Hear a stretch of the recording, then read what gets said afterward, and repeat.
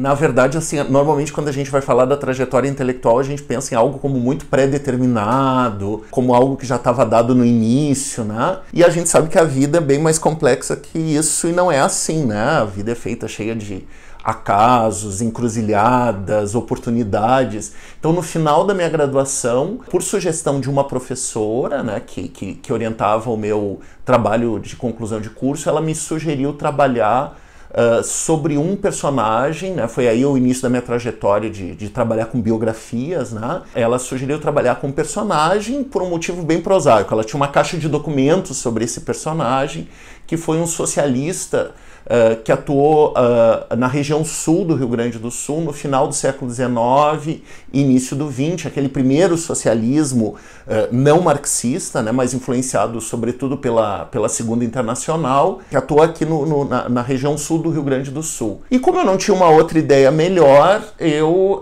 resolvi investir nessa biografia, que acabou rendendo não só esse trabalho de conclusão de curso, como também a minha dissertação de mestrado, né, que foi sobre esse personagem, Antônio Guedes Coutinho, o nome dele, e que escreveu sobre socialismo, que militou no movimento operário.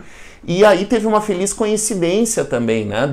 Tanto essa proposta da professora Silvia Petersen, essa professora que me orientava, quanto também uma conjuntura historiográfica que a gente chama, né, da volta da biografia, né? A biografia que tinha sido um gênero tão importante no século XIX, início do XX, que depois tinha sido muito estigmatizada pelo marxismo, pelo estruturalismo, mesmo pela Escola dos Anais, tinha todo um movimento, né, isso é final dos anos 80, de retorno da biografia, embora um retorno muito entre aspas, porque é uma nova biografia, né?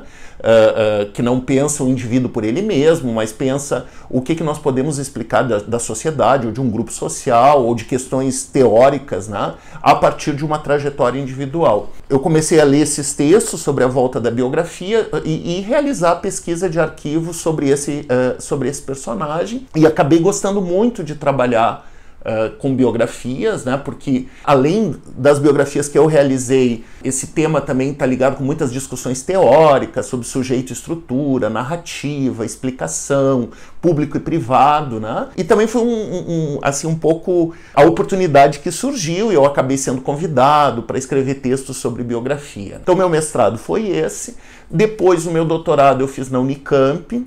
Eu continuei trabalhando com socialistas, só que no doutorado eu trabalhei com socialistas de Porto Alegre, no mesmo período, final do século XIX, início do XX, mas eu fiz uma biografia cruzada. Ou seja, eu trabalhei com duas trajetórias que em alguns momentos se cruzavam, em alguns momentos de greve, de militância, mas de personagens muito diferentes. Um foi a grande liderança socialista aqui em Porto Alegre, na Primeira República, o Francisco Xavier da Costa, um afrodescendente, e que era uma pessoa que lia sobre o socialismo, que publicava em jornais, enfim. E o outro era um boêmio, um grande orador, né? Tem até discos que registraram a voz dele em comícios e tal, mas que ele adere ao socialismo muito menos por uma questão ideológica e muito mais por uma questão quase afetiva, a ideia de se projetar no espaço público, né? E por que essa biografia cruzada? Porque o que eu queria pensar através desses dois personagens era justamente assim, o que era ser socialista no Brasil da Primeira República? E a ideia era pensar então o que era ser socialista nesse período e como esse rótulo ser socialista pode ocultar muitas diferenças em termos de origens sociais, de projetos, de práticas, de destinos, né? Então acho que inclusive uma das questões legais da biografia é explodir um pouco com a homogeneidade aparente de algumas categorias sociais, políticas, como ser socialista, ser negro, ser LGBT. Então foi esse um pouco o desafio do mestrado. Eu já sou há 25 anos professor do Departamento de História da URGS e ministro cursos, sobretudo, na área de teoria e metodologia da história. Eu sou gay, mas eu nunca tive um interesse específico de trabalhar com grupos LGBTQI, aí as designações são muito variadas, a sigla muda muito, né? Mas a partir depois que eu terminei a minha última pesquisa, que foi essa sobre o Flávio Kuntz, que foi uma longa pesquisa de 10 anos, né? Em virtude de uma série de questões, eu acho que o ambiente político, né, de ataques aos direitos do que a gente chama dos dissidentes sexuais, né?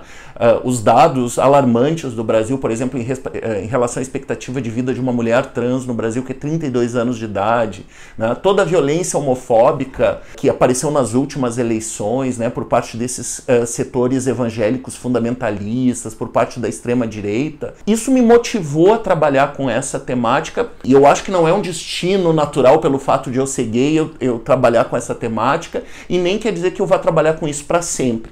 Mas nesse momento, pela articulação de uma série de questões pessoais, historiográficas e políticas, aí eu acho que tem um peso bem importante, eu resolvi me dedicar à história LGBTQI+, principalmente com o meu campo de estudos aqui do Rio Grande do Sul. O que eu tenho observado é o o crescimento de pesquisas nessa área, tanto pela perspectiva da história social, ou seja, enfocando pessoas dissidentes sexuais em períodos diferentes, na Primeira República, na ditadura, em vários momentos, em várias regiões, em várias cidades. Também a gente não pode homogeneizar o que é. A gente usa esse termo comunidade LGBT, né? Mas a gente sabe que essa comunidade também é perpassada por divisões de classe, de raça, de geração, de educação, de religião, enfim, né? Também não existe... A gente usa esse termo comunidade muito no seu sentido político, que é importante para reivindicar direitos, mas eu acho que o que essa história social LGBTQI tem mostrado é que, na verdade, nós temos sempre que trabalhar com a marcação da sexualidade em articulação com gênero, raça, classe, enfim, os diversos marcadores sociais da diferença. Então, por aí tem uma produção bem interessante, que tem se diversificado no Brasil, focando não só, isso eu acho que é importante, nas grandes capitais, que o início dos trabalhos, como o trabalho do James Green, né, que focou no Rio de Janeiro e São Paulo, mas também focando zonas rurais, cidades pequenas, que têm outras dinâmicas, tanto de homofobia, de transfobia, mas também de resistência desses sujeitos e dessas sujeitas. Então, acho que tem havido um crescimento importante da área, mas também numa outra perspectiva teórica, que é uma perspectiva mais pós-estruturalista, influenciada sobretudo pelos trabalhos do Foucault, que pensa não tanto as experiências desses sujeitos, mas como esses sujeitos e sujeitas são construídos discursivamente. Então, por exemplo, eu participei há pouco tempo de uma banca de uma tese na Federal de Santa Catarina, o do Paulo Sotomayor, que pensava a invenção discursiva dessa ideia do sair do armário. Por que a partir de um determinado momento a vida das pessoas LGBTQI passou a ter como seu grande momento a saída do armário? Então ele faz uma história disso, isso não é natural, isso também está condicionado por fatores de classe, de geração, de raça, né? Quem é que a gente vê nas novelas saindo do armário, né? São jovens bonitos, brancos, cis, de classe média. Também é uma outra perspectiva teórica interessante. E eu tenho estudado, seguindo um pouco nesse caminho das biografias, as histórias, né, os percursos de 3 personagens aqui de Porto Alegre ao longo do século XX, e que viveram em diferentes momentos, eles não se conheceram, né, mas que em algum momento de suas vidas foram interpelados por algo que sugerisse práticas homoeróticas, né? Então, os termos variam muito. Então, sei lá, pederasta, bicha, viado, até uma identidade gay, que é o último personagem que eu estou estudando, que já faleceu, que foi um militante também da redemocratização política aqui em Porto Alegre. Então, acho que é um campo bem vigoroso. Nessa última Ampu que nós tivemos em Recife, pela primeira vez houve um simpósio específico com essa temática da história LGBTQI, né? O que eu acho que mostra, né, como a fertilidade desse campo, e também perpassado por discussões como outros campos teóricas em relação à preservação das fontes e assim por diante.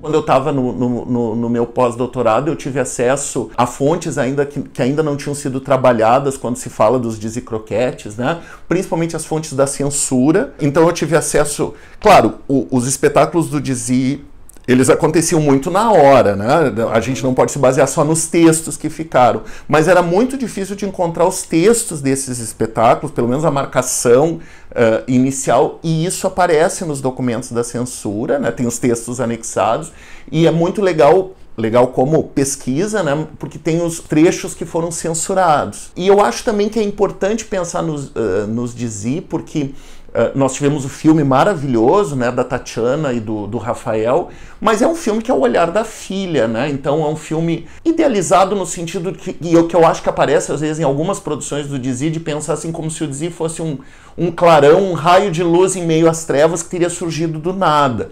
E o que eu tentei nesse artigo foi um pouco também perseguir as trajetórias dos componentes do Dizzy e mostrar que, por exemplo, havia um projeto de fazer sucesso, não foi alguma coisa assim, a gente se encontrou, tomou uma bebida juntos e transamos e resolvemos fazer o Dizzy. Não, havia um projeto profissional, havia contatos com pessoas importantes no meio artístico da época, então um pouco de voltar uma lente de historiador mesmo para esse grupo, sem de maneira alguma negar o vanguardismo deles, a originalidade, a coragem, mas pensando muito como pessoas comuns que têm seus interesses, seus projetos, seus conflitos, né? Foi um pouco nesse sentido, assim. Posso dizer que foi o meu trabalho mais desafiador, assim, né? Inclusive o mais demorado, talvez também porque eu não tivesse as pressões aí de terminar o doutorado, terminar o mestrado, mas foi um trabalho muito longo, muito lento e muito desafiador, porque eu queria trabalhar com algum personagem, enfim, que tivesse participado da resistência à ditadura, né? Eu já conhecia o Flávio através da política, porque ele teve uma atuação parlamentar importante aqui na Assembleia Legislativa do Rio Grande do Sul. Eu fui eleitor do Flávio, então eu conhecia ele como político, né? Nunca privei, né, com ele em termos mais próximos, assim. E eu conheci o livro que ele escreveu sobre as prisões na Argentina, que é um livro muito técnico, não é um livro autobiográfico, né? Muito influenciado pelos trabalhos do Foucault sobre as prisões e tal, ele publica no início dos anos 80, e achei que poderia ser interessante fazer uma biografia dele. Por dois motivos. Primeiro, porque seria o meu primeiro desafio de fazer a biografia de uma pessoa viva, e viva não só no sentido biológico, mas muito atenta e muito conhecedora do métier acadêmico. Então, às vezes, nós estávamos discutindo sobre a vida dele, ele estava dando um depoimento, mas ele falava também sobre autores importantes. Ele me dizia assim, olha, eu acho que o Foucault pode te ajudar a pensar melhor essa questão, assim. Ou me passava fontes, ou me indicava outros possíveis entrevistados, arquivos. Então era uma conversa diferente do que se ele fosse, entre aspas, apenas uma fonte, né? Alguém que estaria depondo sobre a sua vida, testemunhando sobre a sua vida. E depois, o fato também de ele ter passado por vários países na sua militância se relacionava com o objetivo que eu tinha de pensar essa questão da militância e da resistência de uma forma mais transnacional. Então o Flávio, ele foi o grande ícone da geração 68 aqui de Porto Alegre. Sempre quando a gente vai conversar com as pessoas do movimento estudantil da URGS em 68, o nosso grande líder era o Flávio. O Flávio e o Marco Aurélio Garcia, que foi assessor de assuntos internacionais dos governos petistas, né? Eles eram muito próximos do movimento estudantil. No movimento estudantil como lideranças, e aí, depois do golpe, como vários da sua geração, ele entra numa organização clandestina. Nós temos aí um episódio aqui no Rio Grande do Sul, que é uma tentativa de sequestro de um cônsul. Então, o Rio Grande do Sul, que ainda estava relativamente não tão vigiado, passou a ser extremamente vigiado. Nós temos pessoas da polícia política do Rio e de São Paulo que vêm para cá. Então o Flávio foge primeiro para São Paulo, mas lá a coisa estava pior ainda, e ele consegue fugir para a França, onde ele se engaja na Quarta Internacional, né, na Internacional Trotskista, que envia ele para o Chile. Ele também milita no Chile, e depois vai para a Argentina militar no principal grupo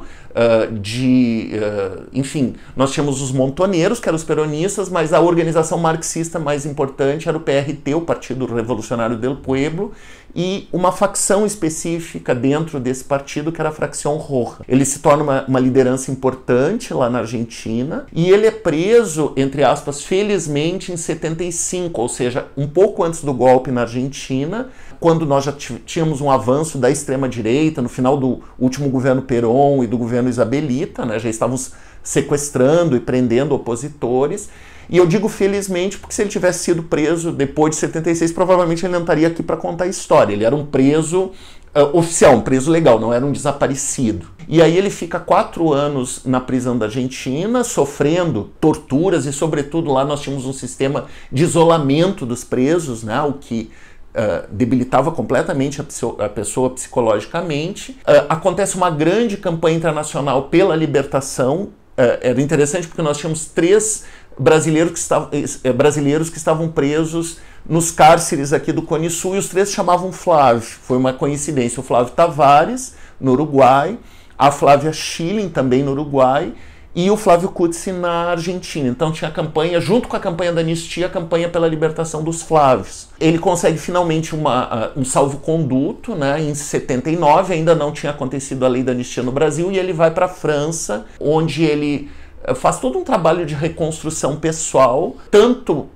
no nível da psicanálise, né? Ele segue um processo psicanalítico, e ele escreve esse livro que eu falei antes, que se chama Pedaços de Morte no Coração, que foi uma espécie de trabalho de conclusão de curso em sociologia, que ele não tinha conseguido acabar aqui no Brasil. Depois ele volta para o Brasil, vai ter uma atuação, como eu disse, parlamentar importante, vai ser secretário de 2 governadores aqui do Rio Grande do Sul, Olívio Dutra e o Tarso Genro, mas o meu trabalho acompanha a trajetória dele até a volta ao Brasil. E foi muito interessante, tanto em termos teóricos, metodológicos, historiográficos, mas também éticos, pensar na nossa relação de um historiador mais jovem do que seu biografado, mas que tem projetos políticos comuns e que tem uma admiração pelo seu biografado, e ele que tem experiências diferentes das minhas, mas que também, enfim, compartilha de alguns projetos. Então, eu digo que a gente teve várias coisas, assim, uma relação de 10 anos, a gente brigou, a gente ficou um tempo sem se falar, a gente discutiu muito a nossa relação, né? Eu falando de um lugar acadêmico, ele falando de um lugar memorial e muito preocupado com o seu legado para a posteridade, e nós passando juntos, né, por todo esse processo de fascistização da sociedade, né? No início, os depoimentos dele tinham um tom, no final tinha um tom completamente diferente. Então uma série de questões que a gente discute em termos mais conceituais, mais abstratos, estavam se concretizando ali.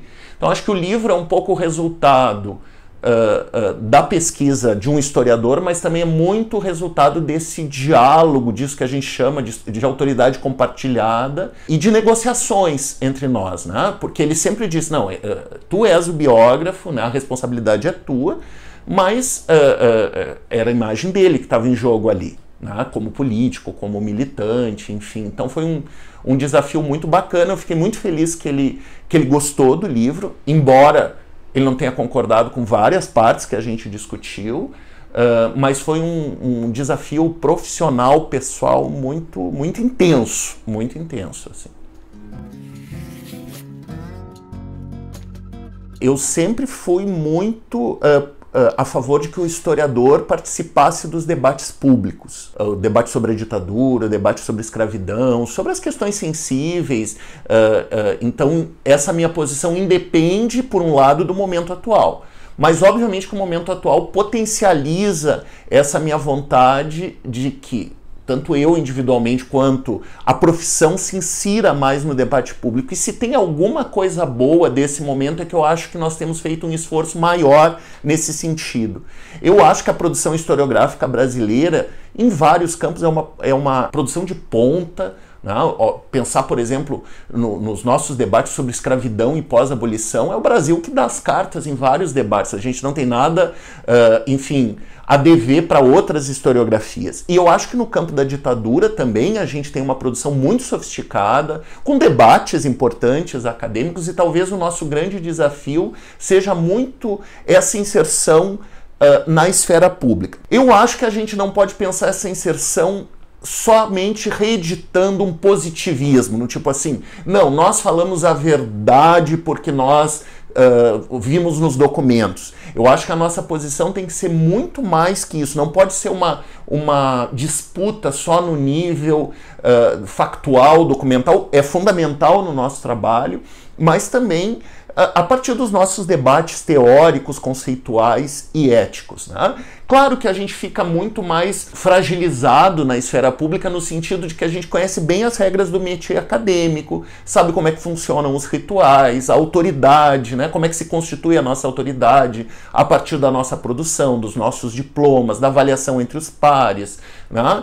Das avaliações das agências de fomento. Isso a gente conhece bem, mas a nossa avaliação no espaço público, embora, obviamente, que toda essa nossa formação conte, nós temos que também aprender outras coisas. Por exemplo, nós temos que aprender a falar de uma maneira que, mesmo não reduzindo a complexidade dos fenômenos, a gente consiga se comunicar melhor com um público amplo. A gente tem que aprender a falar menos, né? Porque os nossos debates sempre exigem, muitas vezes, um discurso mais longo, onde a gente consiga introduzir mais complexidades, matizes, e na esfera pública, às vezes, a gente tem que ter um tempo menor, né, para participar da mídia, por exemplo, ou para escrever num jornal, textos menores, falas menores. Então, acho que tem uma série de desafios que, inclusive, nós temos que treinar, nós temos que aprender, né? Agora, sem simplificar o debate, a gente não vai combater a simplificação que determinados setores da extrema-direita nos trazem, né? Que às vezes proposições sem nenhuma lógica histórica, sem nenhum amparo documental, como por exemplo essa questão, né, do nazismo ser de esquerda, ou de que, enfim, não houve ditadura, são coisas tão simples e tão medíocres, né, e a gente não pode enfrentar na mesma moeda. Agora o desafio é como manter a complexidade e fazer jus a toda uma produção historiográfica muito densa, que felizmente a gente desenvolve no Brasil, mas esse desafio da comunicação. Obviamente, eu fico angustiado quando eu... Também acho que a gente não tem que sofrer todas as culpas do mundo, né? Assim, o que nós fizemos de errado, o que nós ensinamos errado. A consciência histórica de uma sociedade é determinada por muito mais que as suas aulas de história e do que os historiadores e historiadoras disseram. A gente sabe que nisso entra a mídia, entra agora cada vez mais as fake news, né? Então, e fora os produtos da indústria cultural, mas sem dúvida a gente tem um papel importante sem levar essa culpa, mas pensando na nossa responsabilidade profissional, política, ética. Os meus alunos brincam comigo, eles dizem assim: professor, a gente lê os textos sobre história pública e a única unanimidade é que não existe uma definição para história pública. Em todos os momentos dos textos, é um termo polissêmico, é uma plataforma, é um campo, não tem uma definição fechada. Essa parece a maior unanimidade, né? Eu acho que eu escrevi isso num texto, né, que a coisa veio antes do nome, né? Eu acho que a gente já... vários de nós, historiadores e historiadoras, já exercíamos práticas que hoje a gente chama de história pública, no Brasil, né? Porque em outros países isso é muito anterior. Então, participava de curadoria de exposições, de comissões de arquivos, de projetos de educação patrimonial, de assessorias as mais variadas, né? Colegas que faziam, por exemplo, livros comemorativos para empresas, para clubes, para sindicatos e tal. Então, muitos de nós, tanto quem trabalhava exclusivamente com isso em termos profissionais, quanto professores e professoras das universidades já estavam envolvidos com projetos assim. Eu acho que é bom esse nome, porque ele agrega essa série de práticas, né? Ilumina essa série de práticas e permite que, enfim, a gente tem um nome para isso, o que redunda, por exemplo, em publicações especializadas, dossiês de revistas, livros, congressos. A gente consegue se encontrar e falar de algo que parece que nos une. Apesar da diversidade que tem aí, patrimônio, turismo, assessoria, história digital, os mais diferentes campos, né? Então acho que é bom que a gente tenha esse nome para nos agregar e que a gente consiga pensar nesse grande desafio que eu falei antes, né? O que é falar de história num ambiente que não é o nosso ambiente protegido, embora com muitas disputas, mas protegido da universidade. E aí a diversidade é imensa, né? Eu acho que a gente tem que pensar como profissionalização também, né, como meio de vida. Eu me lembro quando eu atuei na presidência da AMPU, várias vezes a gente recebia e-mails perguntando assim: olha, eu fui convidado para fazer tal trabalho, uma curadoria, um livro, quanto eu cobro? E a gente não sabia dizer, porque nós, em geral, temos uma dificuldade para lidar com os aspectos, tanto que a gente chama muitas vezes o nosso métier de ofício, né? Não de profissão. Porque dá uma ideia de uma coisa mais artesanal, enfim. Né? O próprio desafio da autoridade compartilhada, não necessariamente com as comunidades, né? Enfim, de pessoas subalternizadas, mas muitas vezes como é que a gente discute com o jornalista da empresa que é responsável pelas comemorações dos 100 anos da empresa X e quer que a gente tenha um trabalho que a gente não tem o controle total. Ao contrário dos nossos artigos, das nossas publicações. Né? Na história pública, em geral, a gente trabalha em equipes. Eu já fiz parte, por exemplo, da equipe de um filme, onde eu tinha uma pequena participação, mas eu tinha que discutir a minha autoridade. Ser doutor não valia muita coisa, né? Mas eu tinha que discutir minha autoridade com o diretor de arte, com o montador, com o roteirista. Né? Então, isso eu acho um aspecto importante da história pública, esse aspecto mais profissional mesmo, e o outro aspecto é o aspecto político, né, de como é que a gente pode trabalhar com comunidades, e aí eu penso principalmente em comunidades que a gente tem empatia política, né, de pessoas despossuídas, de pessoas exploradas, e que o nosso métier esteja a serviço, não no sentido panfletário, né, como eu disse antes, de não perder a complexidade, mas ao serviço da causa de grupos sociais que podem se beneficiar das nossas produções e que nós também nos beneficiamos de um diálogo com esses grupos sociais. Né? Eu acho que acredito mesmo nisso, é de mão dupla. Eu acho que muitas vezes os movimentos trazem para nós, inclusive, questões teóricas que a gente não estava pensando antes. Então eu vejo muito por esses dois lados. E eu acho que é nesse bojo que nós pensamos o bacharelado em História da URGS, né? Porque a licenciatura ela é muito mais regulamentada em termos nacionais. Existe uma legislação específica para as licenciaturas, né? Em termos de horas, enfim, a carga pedagógica, os estágios e assim por diante. E os bacharelados às vezes ficam um pouco assim, é só um complemento, talvez para ficar um ano a mais na universidade, enfim. E a gente tentou dar uma cara específica para esse bacharelado. Esse é o primeiro ano, né, que as turmas estão se desenvolvendo e pensando, né, que esses alunos vão poder atuar profissionalmente e aí, claro, nas áreas mais variadas, né? Isso depende muito do professor, da professora, do aluno, da aluna, que pode ser desde aqueles campos mais tradicionais, assim, de atuação do patrimônio, do arquivo, do museu, mas também essas áreas novas da comunicação, da história digital. Né? Então é ainda um curso, eu brinco com meus alunos e alunas que eles são cobaias, né? O que eu tenho visto muito interessante que vários e várias já têm experiências como estagiário, às vezes até como profissionais em campos outros fora do ensino. Né? Então isso é muito legal porque eles trazem experiências que a gente consegue discutir em sala de aula e o curso se constitui de algumas disciplinas e alguns estágios, né, que redundam depois num trabalho de conclusão de curso que tenha uma parte escrita, né, uma monografia, mas que também tem uma parte que invoque outra linguagem, digamos assim, né, que pode ser um projeto de exposição, um projeto de história oral, um projeto de história digital, e aí a gente vai ver como isso vai acontecer na prática.